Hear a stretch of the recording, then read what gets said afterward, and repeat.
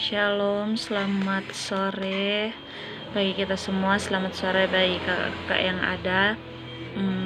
Perkenalkan, nama saya Afriani Trifosa Akai dari jurusan akuntansi, program studi D4 keuangan, sekarang semester 3. Puji nama Tuhan. Sebelum lanjut, pasti kita sebagai umat yang percaya sama Tuhan terus mengucap syukur, terus berterima kasih karena penyertaan Tuhan yang sudah Tuhan terus nyatakan dalam kehidupan kita. Kita boleh ada sampai saat ini dengan tidak kurang satu apapun. Pasti itu karena rencana dan rancangan Tuhan dalam kehidupan kita. Puji nama Tuhan. Video ini merupakan tugas dari tim kerja yang ada dan merupakan tugas juga dari Kak Gary Kristensen Umar AMDTE selaku koordinator bidang acara. Dan puji nama Tuhan, video ini ditugaskan karena saya yang bersangkutan tidak mengikuti kegiatan post-to-post yang ada, acara post-to-post yang ada di Retreat Puncak tanggal 18 Desember 2021. Maka dari itu tim kerja yang ada menugaskan saya untuk membuat video ini, video post-to-post, di mana terdapat ayat hafalan dan ayat-ayat yang harus dipelajari. Dan puji nama Tuhan, kita mulai dari pos 1, yaitu tentang pos ketaatan. Di pos 1 itu ada satu ayat hafalan dan 2 ayat yang dipelajari, yaitu ayat yang dihafal adalah Lukas 16 ayat 10. Barang siapa setia dalam perkara-perkara kecil, ia setia juga dalam perkara-perkara besar. Dan barang siapa tidak benar dalam perkara-perkara kecil, ia tidak benar juga dalam perkara-perkara besar. Maka dari itu, sekecil apapun pelayanan yang sudah Tuhan persiapkan sama kita, mari kita tetap terus setia dan kita tetap terus mengandalkan Tuhan. Maka di saat Tuhan melihat kita setia, kita mampu melakukan pekerjaan yang sudah Tuhan sediakan dalam kehidupan kita. Tuhan sudah mempersiapkan itu, maka tidak mungkin Tuhan akan mempersiapkan pekerjaan besar untuk kehidupan kita dan semuanya untuk kemuliaan nama Tuhan. Nah, di ayat yang dipelajari ada 2 ayat, yaitu ayat yang pertama Kejadian 12 ayat 1-9 tentang Abraham dipanggil Allah, di mana Allah memerintah Abraham meninggalkan sanak saudaranya, meninggalkan sanak saudaranya, pergi ke tanah yang dijanjikan Allah kepada Abraham, yaitu tanah Kanaan.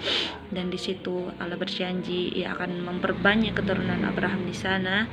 Dan Abraham menuruti perintahnya Tuhan dan ia menetap di tanah Kanaan. Itu juga yang terjadi dalam kehidupan kita, di mana ketika Tuhan memanggil kita untuk menjadi hamba-hambanya Tuhan, menjadi pengikutnya Tuhan. Itu bukan sesuatu yang gampang, tapi bukan juga sesuatu yang susah, karena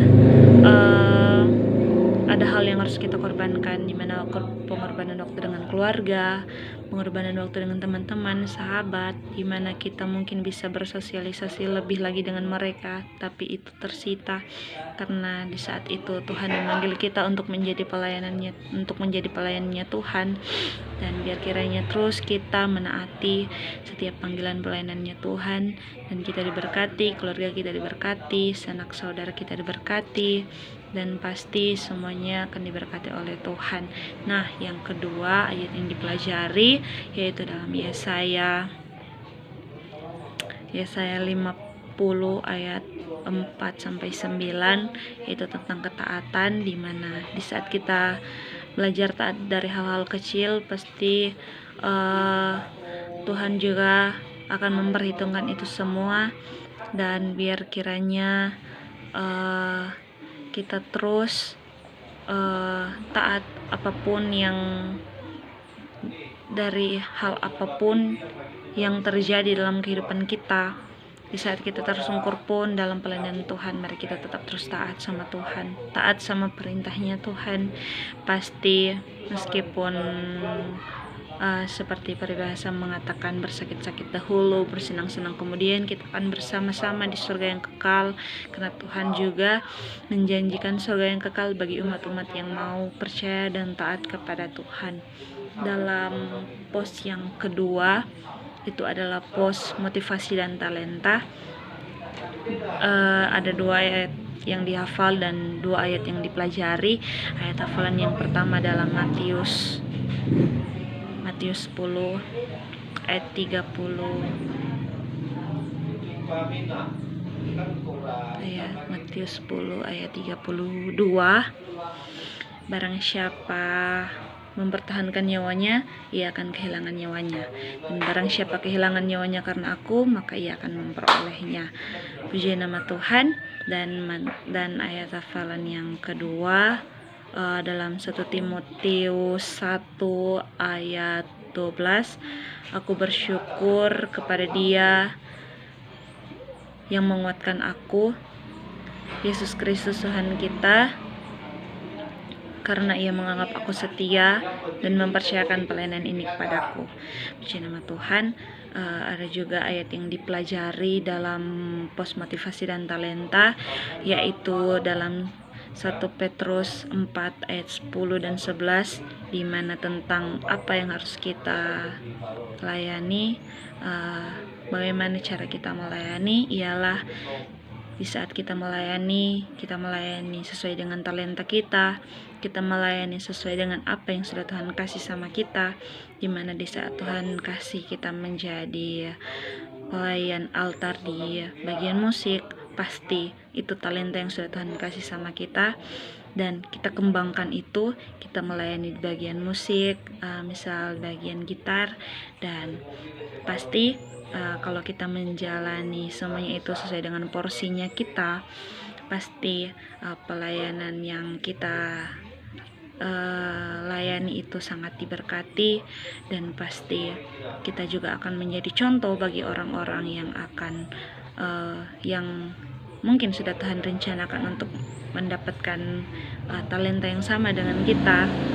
Dan biar kiranya kita terus melayani sesuai dengan talenta yang sudah Tuhan kasih sama kita, dan semuanya itu pasti akan ditambahkan dan menjadi berkat bagi kita semua. Dan dalam ayat yang dipelajari yang kedua, yaitu dalam Matius 25 ayat 14 sampai 30, yaitu tentang perumpamaan tentang talenta. Nah, di mana yang menjadi sorotan mungkin orang yang mendapatkan 1 talenta dan ia hanya mengubur dan habis itu dikembalikan lagi sama tuannya hanya 1 talenta. Berbeda dengan teman-temannya yang lain, ada yang mendapat 5 talenta dan ia menggunakan talenta itu dan akhirnya berbuah menjadi 5 talenta lagi, dan talenta dia menjadi 10, dan talenta yang menjadi buahnya dia kembalikan sama Tuhan. Nah, di situ menjadi sorotannya kita, di mana di saat kita mendapatkan talenta, kita harus mempergunakan talenta itu agar talenta itu berbuah dan semuanya kita kembalikan sama Tuhan. Jangan kita hanya pendam sendiri dan kita pakai sendiri, tapi biar kiranya kita pakai itu untuk kemuliaan nama Tuhan. Kita mau berbagi, kita mau sharing juga dengan teman-teman yang ada. Sekecil apapun talenta yang sudah Tuhan kasih sama kamu, pasti akan berbuah besar bagi orang-orang lain, di mana mungkin kita tidak tahu bahwa orang lain membutuhkan talenta itu. Dan di saat kita mendapatkan talenta itu, kita hanya menyembunyikan untuk diri kita sendiri, pasti itu tidak akan berbuah. Nah, puji nama Tuhan. Dalam pos yang ketiga, yaitu pos pemberian diri. Dalam pos yang ketiga itu ada 3 ayat hafalan dan 1 ayat yang dipelajari. Dan ayat hafalan yang pertama yaitu dalam Kolose 3 ayat 23, apapun yang kamu perbuat, perbuatlah dengan segenap hatimu seperti untuk Tuhan dan bukan untuk manusia. Nah, dan ayat hafalan yang kedua dalam Kisah Para Rasul 20 ayat 24. Nah, berbunyi demikian, tetapi aku tidak menghiraukan nyawaku sekalipun, asal saja aku dapat mencapai garis akhir dan menyelesaikan pelayanan yang Tuhan Yesus percayakan kepadaku untuk memberi kesaksian tentang Injil kasih karunia Allah. Nah, yang menjadi ayat hafalan yang ketiga di dalam Matius 11 ayat 29, Pikulakuk yang kupasang dan belajarlah padaku, karena aku lemah lembut dan rendah hati, dan jiwamu akan mendapat ketenangan. Nah, puji nama Tuhan. Dan di pos 3 ini ada satu ayat yang dipelajari di dalam Lukas 5 ayat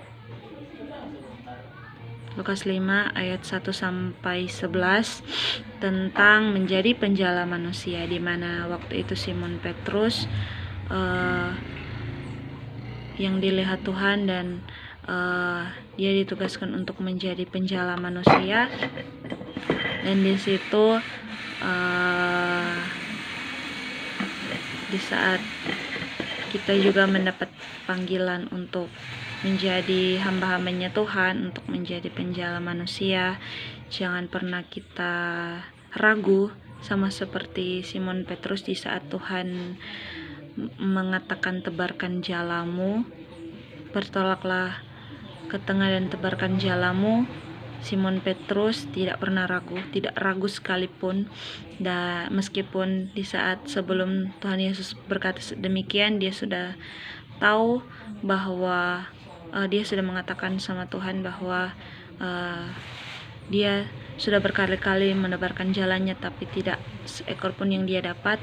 Tapi karena Tuhan yang berkata demikian, maka dia akan menolak ke tengah dan menebarkan jalannya. Nah, di situ di saat kita dipanggil sama Tuhan untuk melayani Dia, biar kiranya kita jangan pernah ragu dan jangan pernah kita ragu dengan pelayanan yang sudah Tuhan percayakan dalam kehidupannya kita, karena di saat kita ragu, di situ iman kita diuji. Dan seperti yang kita tahu, iman sekecil biji sesawi pun mampu memindahkan gunung. Di situ kita yakin dan percaya kalau kita melangkah dengan iman, pasti apa yang kelihatan mustahil bagi manusia tidak akan mustahil sama Tuhan, karena Tuhan yang berdiri di depan kita, Tuhan yang menuntun kita. Nah, dalam pos yang terakhir, yaitu pos yang keempat, di dalam, dan di situ ada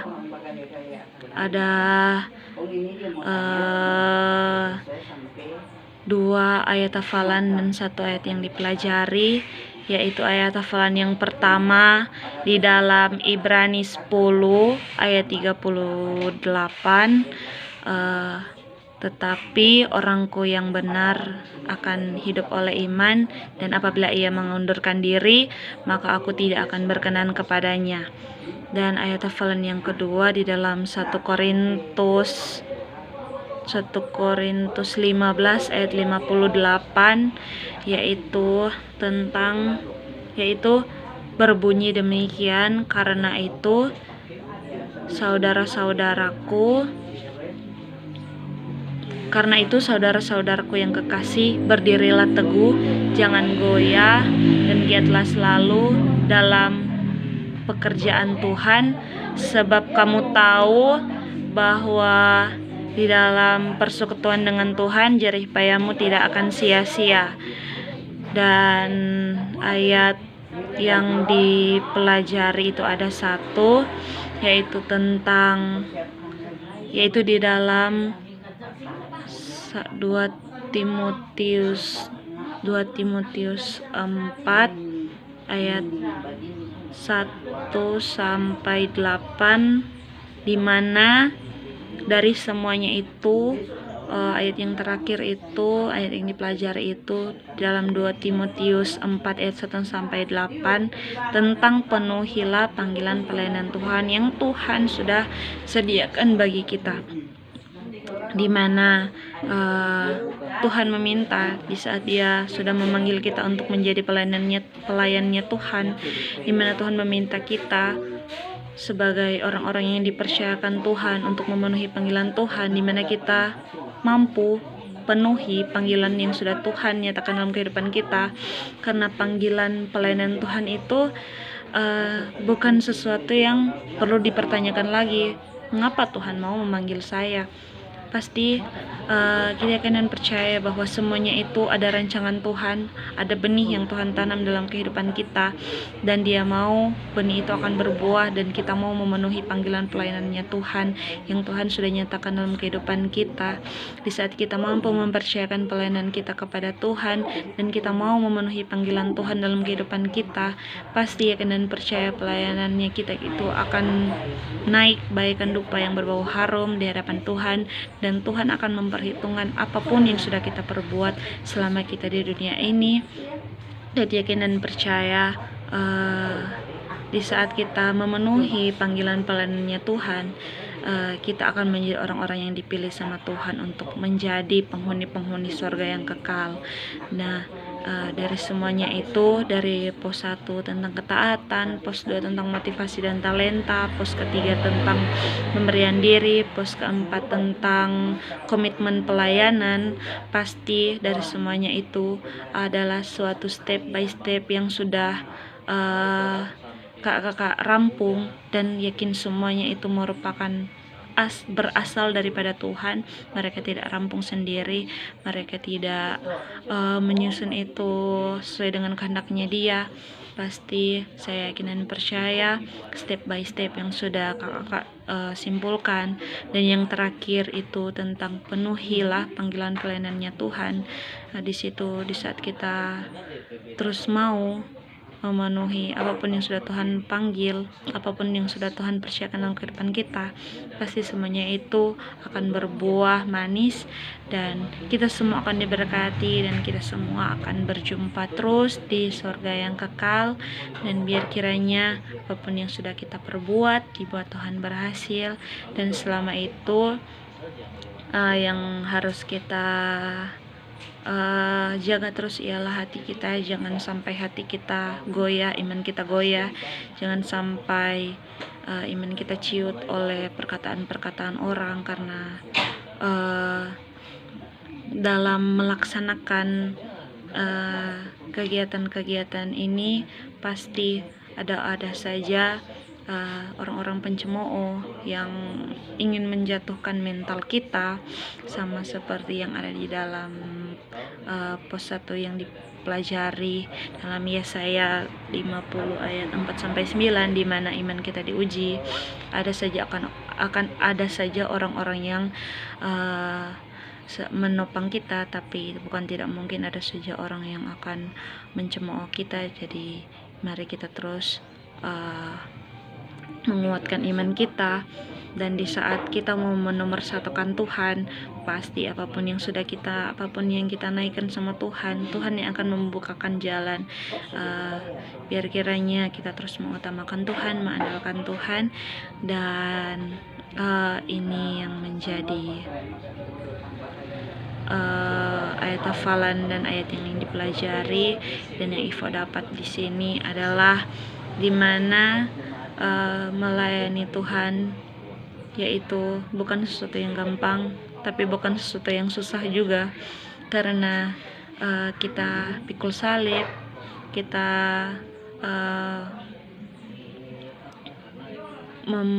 kita membatasi waktu kita dengan keluarga, tapi semuanya itu pasti akan diperhitungkan sama Tuhan, dan Tuhan yang akan terus menjaga semuanya, menjaga keluarga kita, sahabat kita, saudara kita. Semua yang kita doakan pasti dibuat Tuhan berhasil.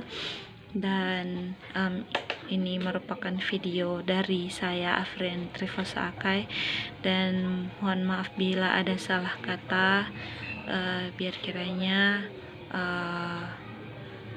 dimaafkan. Dan sekian, terima kasih, shalom, sampai ketemu di hari-hari yang sudah Tuhan rencanakan untuk kita bertemu. Salam sejahtera dan shalom, damai di hati, shalom. Baik.